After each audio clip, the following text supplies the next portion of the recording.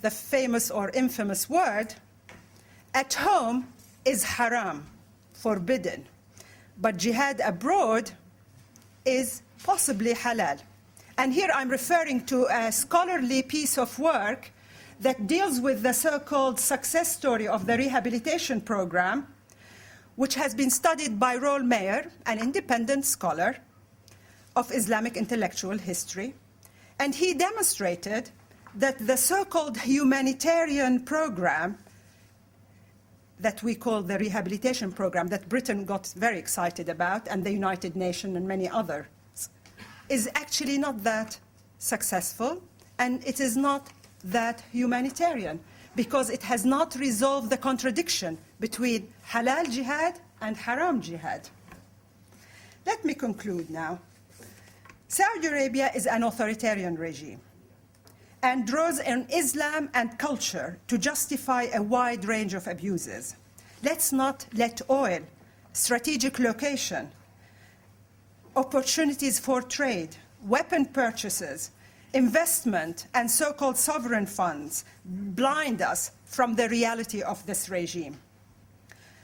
Authoritarian rule can generate economic prosperity, but at what price? Transparency, accountability, those are the words that all Saudis want. What we have is abuse of human rights, violation of civil liberties, but those are not problems for Saudis. In a globalized world, these have become problems that haunt the world.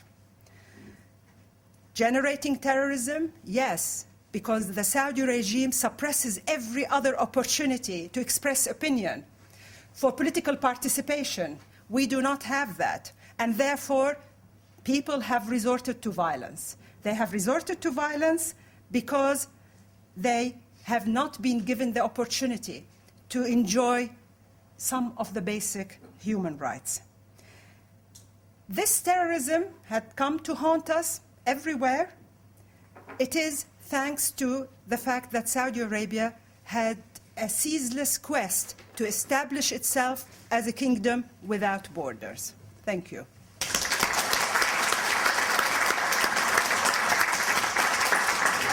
David, thank you very much. And can I please ask to have patience, because tonight is May Yamani, who I've known for many years.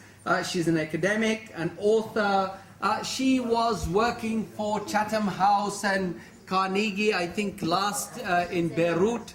She's a member of Chatham House. Yeah, I was for 10 years. She was working there. I do remember her when she was working there. But anyway, there you go. Thank you. But she was, yeah, I know. And she's author of many books.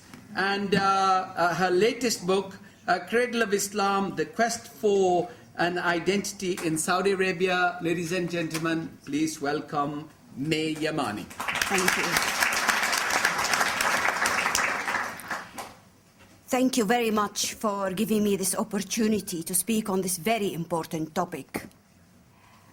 My life and my experiences give me a unique perspective into this. I am an academic. I am not one of nature's dissidents. My background is from Mecca. My grandfathers have been ulama, religious scholars, with a tradition of debate in the halagat al-ilm, the circles of knowledge in the great mosque, and writing books on jurisprudence.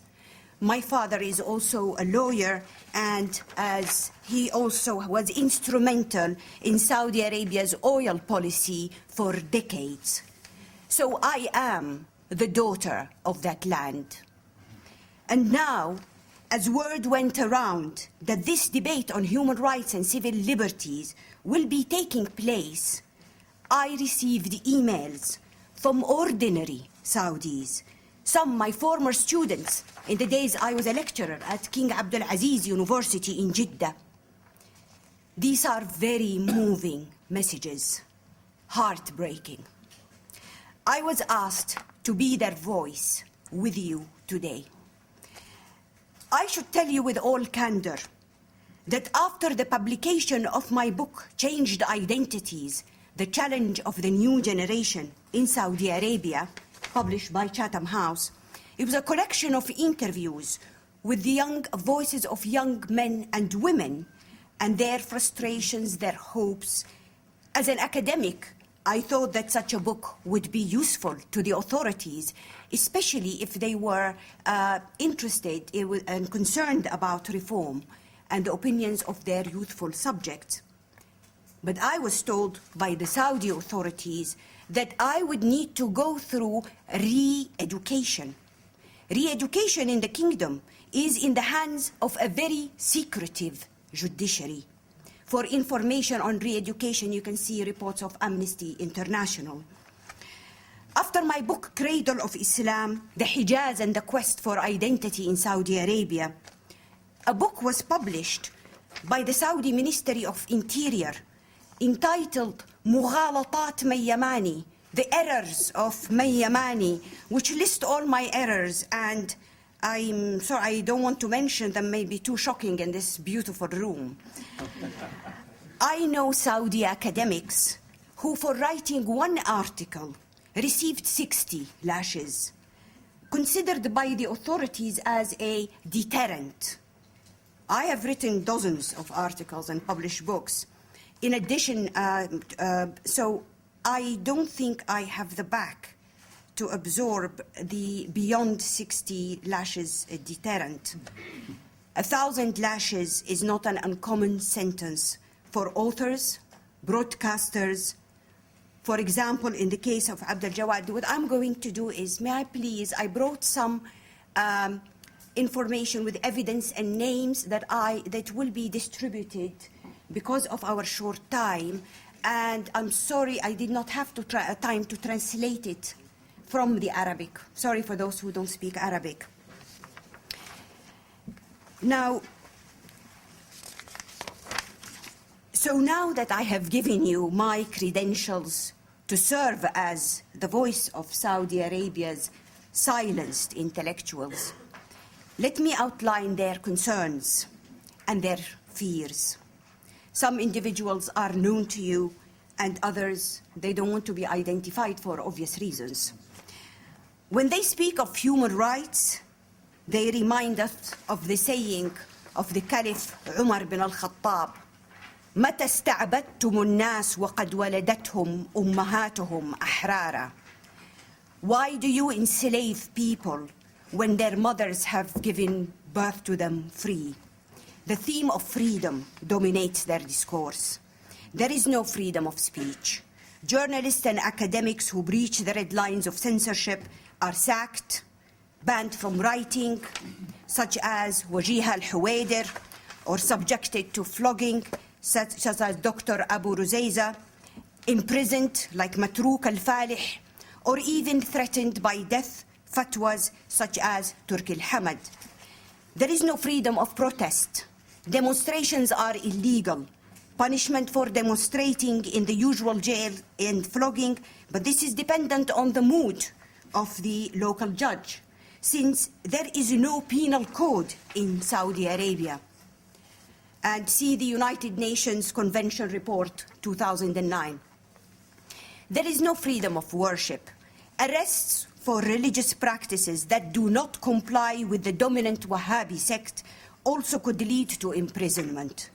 The Shia, who are considered apostate and heretics, are especially targeted. And the latest Human Rights Watch report has been about specifically the subject of the Shia. Of course, this also extends to Sunni Muslims, like from Mecca and Medina, who are not Wahhabis. And I cannot give, because of time, any examples here.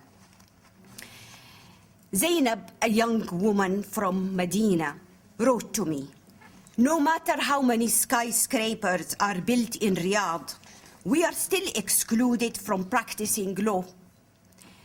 And we are forbidden to drive cars, and from leaving the country without the permission of our mihrim, and even giving birth without the presence of our mihrim or male guardian.